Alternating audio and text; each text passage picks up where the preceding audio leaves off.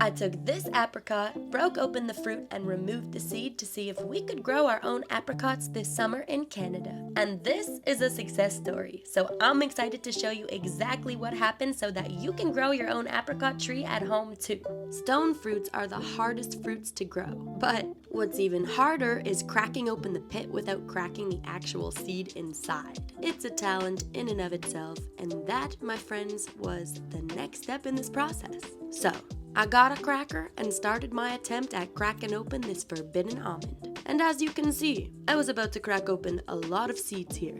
At first, I tried with a tool that was clearly not gonna work, and once I hurt my hand real bad, I finally decided to put my thinking cap on and was like, oh yeah, well this looks like an almond, so let's get a nutcracker. But seriously, just be really careful if you're doing this at home because I actually really hurt my hand doing this, and boy, let me tell you how painful that was. But it's okay because after switching to the nutcracker, it definitely worked. They're just so hard to crack open. I definitely failed with some, but luckily I succeeded with others. So we were in luck here to continue the journey of growing our apricot plant, and we ended up having many seeds ready to germinate. Not germinate, but germinate on a damp piece of paper towel.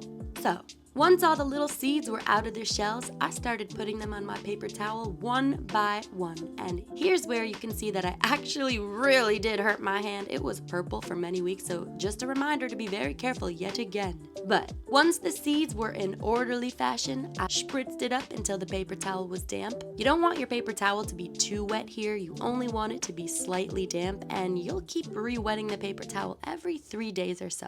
And then I put it in my little baggie, sealed it airtight, and of course, added it to my pile of germinating seeds on my backyard sliding glass door to germinate. Contrary to other botanists, I like to germinate my seeds in the sun because they grow faster. But if you do this, the paper towels require even more water because they dry out so fast. So if you keep them in the sun, make sure to up the frequency of the spritzing, but if you're keeping them in a dark place, you don't have to re-wet them as often. And just so you know, in the dark place, they're more prone to mold, so take that for what it is and make your choice. Anywho, 5 days passed, and I decided it was time to check on the seeds. But I realized that it was too early, and nothing really happened other than the seed looking fat and juicy as heckin'. So I refolded up the paper towel and let it sit on the back door again for a while. I think it was another 7 days that passed until I checked on the seeds again, and when I opened that paper towel, let me tell you, I was surprised to see that the seeds were really sprouting.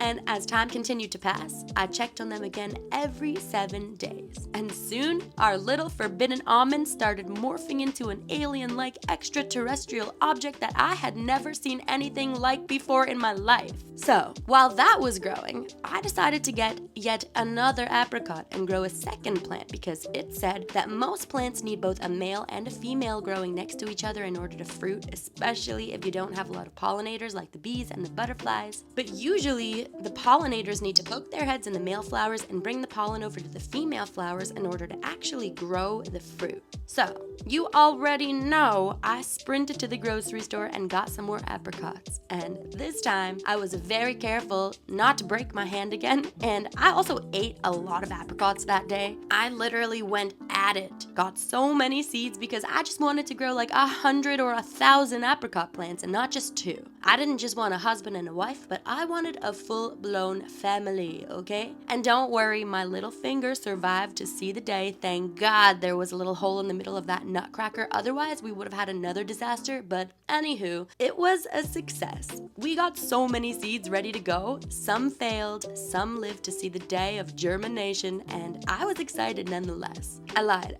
I only got one minor cut that day, which was a success, okay? This time, I peeled the outer layer of skin off of the seeds because I realized it helped with germination rates, so I proceeded to sit there for an hour and peel them all. Next time, I'll soak them in water for an hour first to loosen the skin, which you can do too if you're growing them at home. But anywho, I had my little garden helper with me, so I was totally not bored at all because he chases the squirrels away in the garden, and it's pretty awesome to watch, and you know the drill. Got the seeds on a damp piece of paper towel, and after about 14 days, I checked on the seeds every single week until they were ready ready to be transplanted into a bed of soil. The seeds, they were turning green and growing tails, and it was really exciting to watch this extraterrestrial food-like object morphing into something that would soon grow us more food. How awesome is that? Guys, just call me when the apocalypse happens. I'll provide all the neighborhoods with apricots. I also had this one growing, which looked a little bit different than the rest, and that's okay too because I still planted this one. So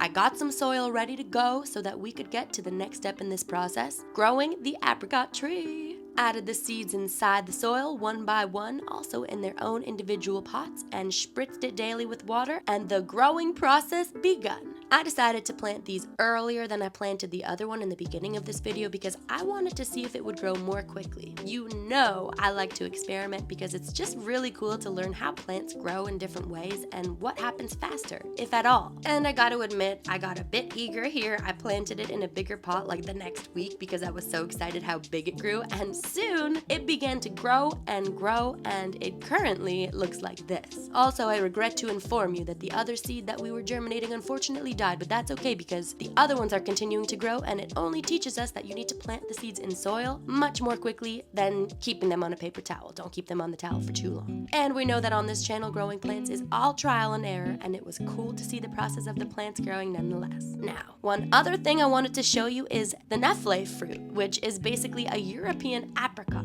And I was so excited to find it while I was in France. So, of course, I wanted to taste them with all of you and show you a new fruit that you may have never seen before. Personally, I like apricots better, although these tasted like a hybrid between a sweet orange and an apricot. But anywho, listen, if you want to see the update on the apricot tree that we're growing in Canada, just make sure to come back for updates. Don't forget to like, comment, follow, subscribe. Remember that on this channel, we take the seeds from inside exotic fruits and grow them into full-blown houseplants that fruit. This week, apricot taking the front and center stage. Thank you so much for watching, and I'll see you next week.